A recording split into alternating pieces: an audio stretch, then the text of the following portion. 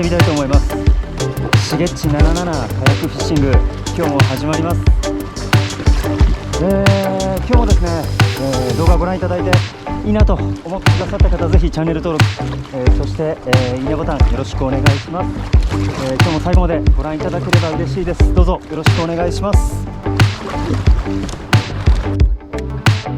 さあ行きましょう。ジグからバーチカルのイカナゴかな、90g。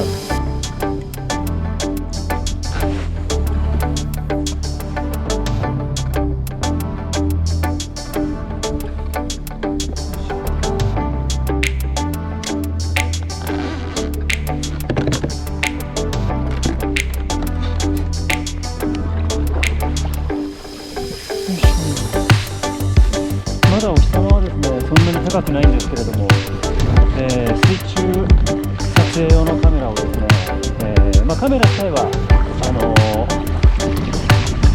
数千円の安いカメラをですね、新しく買ったんですけれども、それをちょっとですね、工夫してきたので、試しに一回水中撮ってみたいと思います。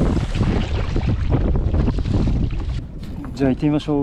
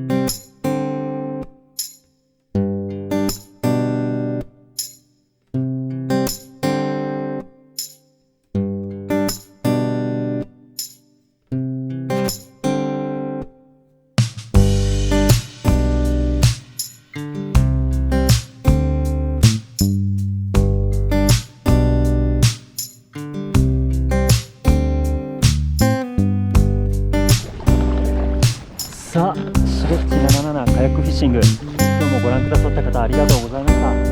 今日は魚は釣れませんでした。釣りはあんまりしませんでした。水中映像用のですね、カメラ、安いカメラを、買ってみて、それにちょっと工夫をしたものをですね、今日試してみて、それがなかなかうまくいかなかったんで、何度かやってるうちに風が吹いてきたので、早めに上がったんですけど、上がろうとしたところでですね、内輪に入ったら風もなくですね、大丈夫な、状態だったので、内湾で今度またカメラのですね水中映像の、いろいろ実験といいますか試してみました。